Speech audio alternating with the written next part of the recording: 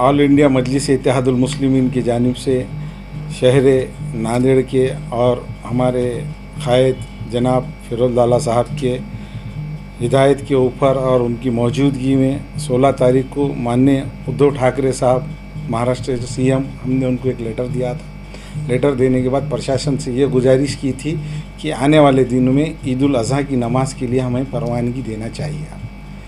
तो महाराष्ट्र गवर्नमेंट की ये गाइडलाइंस जो है कि तमाम जो भी कार्यक्रम हो रहे हैं उसके ऊपर उन्होंने ये बताया था कि हम आपको 1-2 दिन के बाद में इसके बारे में आपको मालूमात देंगे।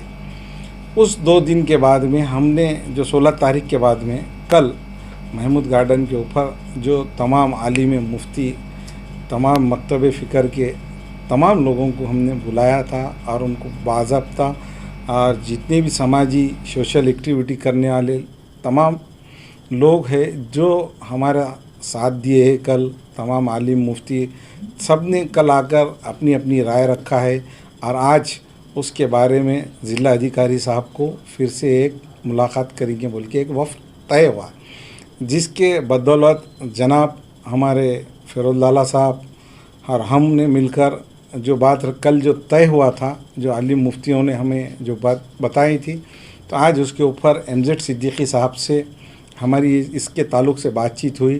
तो उन्होंने ये कहा कि भाई महाराष्ट्र का जो भी गाइडलाइन आते हैं हम उसके ऊपर मस्जिद के और दरगाह के और ईदगाह के वो मुतवली होते हैं और उसके ऊपर जो महाराष्ट्र गवर्नमेंट की एक अपॉइंट औक़ाफ़ बोर्ड है उसके बारे में उन्होंने जो औक़ाफ़ की गाइडलाइन के हिसाब से हमको ऐसी उम्मीद थी कि महाराष्ट्र गवर्नमेंट ने जो गाइडलाइन निकाली है, अभी तमाम जलसे जुलूस जो हो रहे हैं, तो हमको ऐसा लगा कि ईद उल अज़हा की नमाज के लिए हमको भी जिस तरीके से 50 लोगों की फंक्शन हॉल में शादी की परवानगी दे रहे हैं और 25 हज़ार जो लोगों की जब नमाज होती है ईदगाह पे, ईद उल अज़हा ये जो इतनी बड़ी ईद है हमारी और साल में 2 ईद होते हैं, एक ईद उल फितर, एक ईद उल अज़हा।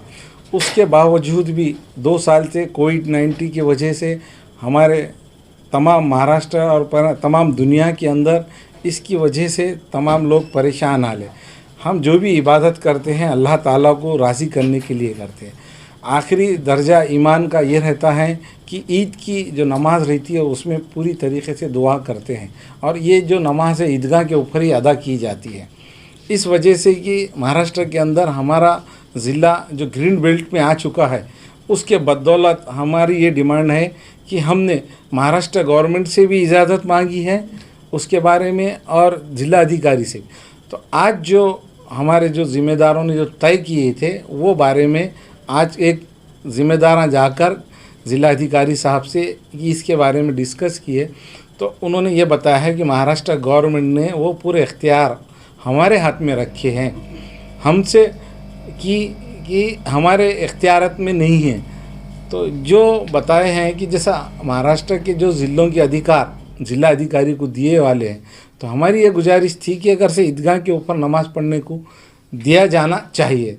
तो तमाम आलिम मुफ्ती का हम तहे दिल से शुक्रिया अदा करते हैं जो हमारे बुलाने के ऊपर तमाम लोग आए। हम उनकी राय को भी मद्देनज़र रखते हुए जिस तरीके से मजलिस इत्तेहादुल मुस्लिमीन एक जमात है, एक पार्टी है, पार्टी ने अपनी बात तमाम लोगों तक ये बात पहुंचाया है। आने वाले दिनों में हम और भी जिस तरीके के ईद की बात है और तमाम कुछ भी मसले मसाइल के ऊपर हम अपनी बाजू रखेंगे। आगे इसके ऊपर हमारा जो भी रहेगा लाअमल हम वो तैयार होने के बाद में हमने ये सोचे है यहाँ के ज़िम्मेदार अगर मजलिस इत्तेहादुल मुस्लिमीन की ईदगाह के मुतवल्ली होते थे तो हम अपने ऊपर वो गुनाह भी लेने के लिए तैयार थे महाराष्ट्र गवर्नमेंट का। इससे पहले अभी जो धरने हुए, जो कोविड-19 के गाइडलाइन को मद्देनज़र नहीं रखते हुए 4 लोगों के ऊपर गुनाह दाखिल करे, जबकि 5000 से ज़्यादा लोग वो जलसे जुलूस में थे। तो महाराष्ट्र गवर्नमेंट ने जब कानून बनाई है तो तमाम के लिए एक सर का होना चाहिए। तो हमारी भी ये कोशिश थी, हमको ऐसा लगा कुछ कांग्रेसी लोग इसके अंदर जानबूझकर इसके अंदर जैसा ईद की नमाज़ पढ़ने के लिए अड़थड़ा, हमको ऐसा लग रहा था कि भाई ये लोग भी भले पार्टी का कोई स्टैंड नहीं रहता है ये लोग भी आकर तमाम लोग इसके अंदर शामिल हो जाना था कि ये ईद की बात है, नमाज़ पढ़ने की बात है। अवाम ने कि नहीं ईद और पार्टी से कोई लेना देना नहीं रहता। नहीं, हमारा स्टैंड का हम तो खुला कर रहे हैं ना आपको ये बात, हम अभी भी बोल रहे हैं हम गुनाह लेने के लिए तैयार है। हमको भी जिस तरीके से महाराष्ट्र के जो बांधकाम मंत्री जी इतना बड़ा जुलूस निकाले हैं, अगर उस तर्ज के ऊपर हमको भी नमाज़ पढ़ने दिया, हम मजलिस गुनाह लेने के लिए जो भी गुनाह दाखिल करेंगे हम उसके ऊपर तैयार थे। लोगों से ये गुजारिश है हमारी कि आने वाले दिनों में ईद जो है, ईद की जो भी चीज़ है, ईद का जो मर्तबा बड़ा है, आने वाले दिनों में हम किसी को हमारे तौर पे परेशान करना हमारा मकसद नहीं है। और हम आगे चलकर इसके ऊपर हमारे से एक थोड़ी ये हो गई, हम महाराष्ट्र गवर्नमेंट के ख़िलाफ़ कोर्ट में अगर जाके इसके ऊपर से स्टे लेते थे तो हम है कि नहीं इसके पूरी तरीके से कामयाब होते थे। हमसे वो थोड़ी लापरवाही हुई ऐसा हमको लगता है, क्योंकि मजलिस इत्तेहादुल मुस्लिमीन हर मसले मसाइल को उठाने की पूरी जिम्मेदारी लेती है।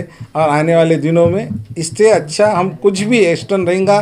जो लोग बोलते स्टन, वो स्टन करने वाले लोग खुद रास्तों के ऊपर गिर गए, वो आप देख लिए उनका स्टन क्या था।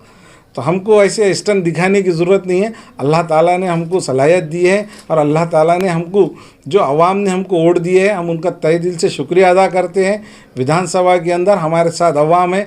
हमसे भी ये बात है कि हम अगर कुछ नहीं करें तो यही लोग बोलते थे कि भाई आपने ये बारे में बात नहीं की।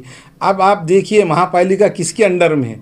आज नल पानी हफ्ते में 2 बार 3 बार आ रहा है। अगर इससे हम उस तरीके का स्टन लेते थे तो हमको ऐसा लगता था कि पानी और लाइट ये ज़रूरत नहीं है, ईदगाह पे नमाज होना ये ज़रूरी था।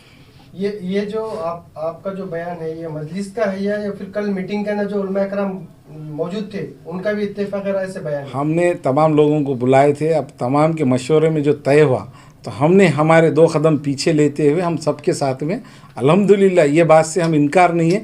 मजलिस इत्तेहादुल मुस्लिमीन आलिम मुफ्ती जो भी हमारे कायद है वो हमारे को ये बताया है, आलिम मुफ्तियों की बात को मद्देनज़र रखते हुए शहर के अंदर किसी किस्म का इस तरीके का हालात ख़राब नहीं होना चाहिए।